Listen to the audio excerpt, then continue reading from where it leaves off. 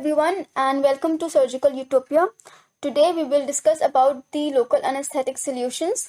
A local anesthetic solution is a solution which causes a reversible and transient loss of sensation due to inhibition of excitation of the nerve or conduction of the impulses through the nerve. So first we'll discuss about the classification of local anesthetic solution. It is chemically classified into either ester-based or the amide-based. And the ester-based and the amide-based local anesthetic solution differ in terms of their metabolism. Ester-based local anesthetic solutions are metabolized by pseudocholine esterase, and amide-based local anesthetic solution are metabolized in the liver. So the ester-based are relatively unstable as compared to the amide-based because they are readily hydrolyzed in the blood vessels by the esterase enzymes. So the ester-based benzoic acid anesthetics under this heading, the local anesthetic solutions are butyrcane, cocaine, benzocaine, hexylcaine, piperocane, and tetracaine. Then another type is ester of parabenzoic acid.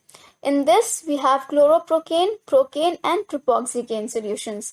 Under amides, we have atricane, bupivacaine, dibucaine, etidonate, lidocaine, mepivacaine, and prilocaine. And the fourth kind of chemical, that is quinoline, in that we have Sen-butyricidine solutions. So how to differentiate which of these solutions lie under either esters or amides?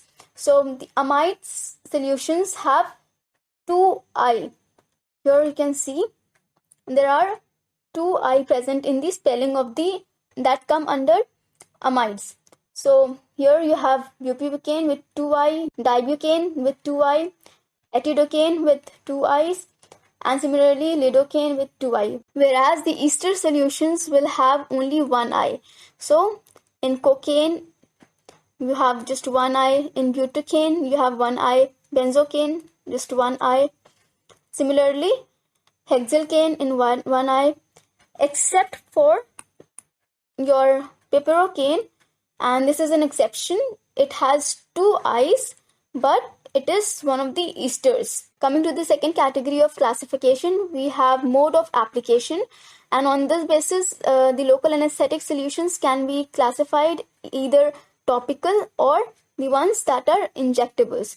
So under topical you have soluble solutions and insoluble solutions, and soluble solutions are cocaine, lidocaine, tetracaine, and binoxidate. Insoluble solutions are benzocaine.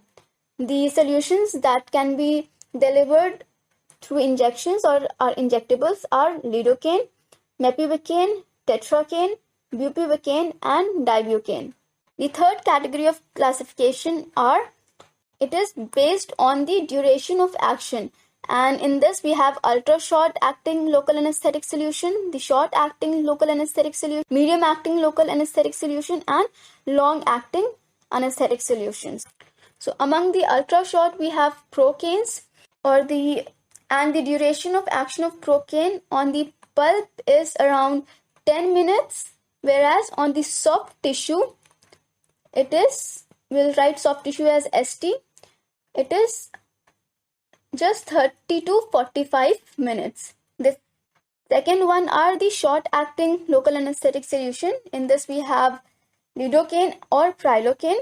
The action of these solutions on pulp is for 5 to 10 minutes, whereas on soft tissue they are acting for 60 to 120 minutes. The third category are medium acting. In this we have mepivacaine and atricane. The action of these solutions on pulp is for 45 to 90 minutes. That's quite a time. And on soft tissue they have their action for around 120 to 240 minutes. And the last category, that is the long acting, in this we have bupivacaine and etidocaine. The duration of action of these solutions on pulp, they can act for about 90 to 120 minutes, and on soft tissue they can act for about 240 to 540 minutes. So based on the duration of your procedure, you can choose the local anesthetic solution according to their duration of action. So if there is a need for longer procedures to be done, then longer acting anesthetic solution can be used, and for short procedures, lidocaine or prilocaine, which are short acting local anesthetic solutions, can be utilized. Now we will discuss about the factors that are responsible for the action or efficiency of the local anesthetic solution. First, we have the pKa value or the dissociation constant. So pKa is also called as dissociation constant, and this is inversely proportional to the action of local anesthetic solution. It is inversely proportional. Higher the value of pKa constant or dissociation constant, then lower will be the onset of action of local anesthetic solution. So it is inversely proportional to the onset of action of local anesthetic solution. The second factor is the lipid solubility. Now, lipid solubility is directly proportional to the anesthetic potency. And lipid solubility is the ability of the local anesthetic solution to be able to bind to the nerve membrane and block the transmission of impulses. So, the higher the lipid solubility of an anesthetic solution, the higher will be the efficacy of the local anesthetic solution to cause the inhibition of impulse conduction through a nerve membrane at a lower concentration. So the third one is the protein binding ability of the local anesthetic solution, and this is also directly proportional to the duration of action of the anesthetic solution. So this is also directly proportional. That is, the protein binding ability is the ability of the local anesthetic solution to be able to be bound to the proteins which are present on the nerve membrane. Okay. So the higher the tendency of the anesthetic solution to bind to the proteins on the nerve membrane, the longer will be the action of the anesthetic solution. So the more tendency of binding, the higher will be the duration of action of local anesthetic solution. The fourth one is the non-nervous tissue diffusibility.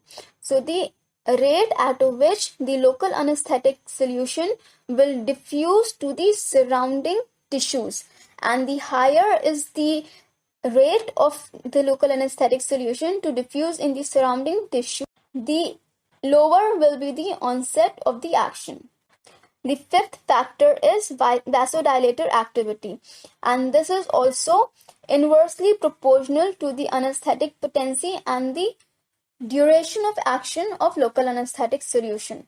This is inversely proportional, as vasodilation will cause increase in the diffusibility of the local anesthetic solution into the blood vessels, and because of which the efficiency of the local anesthesia produced by the anesthetic solution will reduce, and the duration of action will also be reduced. And this is exactly opposite with vasoconstrictors. So vasoconstrictor will prevent the diffusion of local anesthetic solution into the blood vessels, and because of which the efficiency with which the anesthesia is produced is increased, and the duration of action is also increased. So here, the higher the activity, the lower will be the potency and lower will be the duration of action.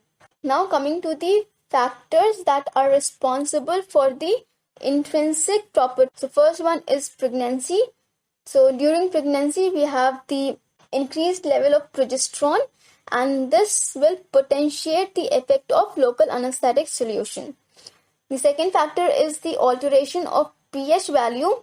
So higher the pH value, the more is the protein binding activity and more is the efficiency of local anesthetic solution. And at a lower pH value, the efficiency of local anesthetic solution and the onset of action of local anesthetic solution are decreased.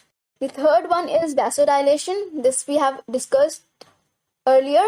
This, because of vasodilation, there will be increased perfusion of the local anesthetic solution into the blood vessels, and because of this, and there will be decreased duration of action and the potency of the local anesthetic solution. The fourth one is vasoconstrictor. This will increase the duration of action and the efficiency or efficacy of local anesthetic solution. Now coming to the composition of local anesthetics, the first component is the anesthetic solution itself, and the function of it is the blockage of conduction of impulses or inhibition of excitation of the nerve. The second component is the sodium chloride solution. So sodium chloride is used to maintain the tonicity of the solution with the surrounding tissue. So this makes the anesthetic solution isotonic with the surrounding tissue. The fourth component is the water, and water is used for maintaining the volume of the anesthetic solution in the cartridge. Then vasopressors like adrenaline or epinephrines are used, and these will cause the increase in the depth of the action of the anesthetic solution and increase in the duration of its action. Sodium bisulfite. Sodium bisulfites are the antioxidants, and these are recently not used in the cartridge of the local anesthetic solution, but they are used in the vials. So the sodium bisulfite, these are antioxidants, and these will bind to the oxygen and it will prevent the destruction of vasopressors which are present in the solution. So hence the bisulfite will bind with the oxygen that is present in solution, and it will prevent the oxidation of adrenaline or vasopressors in the solutions, thereby preventing the destruction of this vasopressor. The last component is methylparaben, and the methylparaben are bacteriostatics. So the most allergic reactions that are seen in the patient are due to methylparaben, and due to sodium bisulfite, a burning sensation will be seen in some patients. So this was all about the composition of local anesthetic solution, and in the next part we will discuss about the mechanism of local anesthetic solution and its complications. So until we meet next, bye bye till then.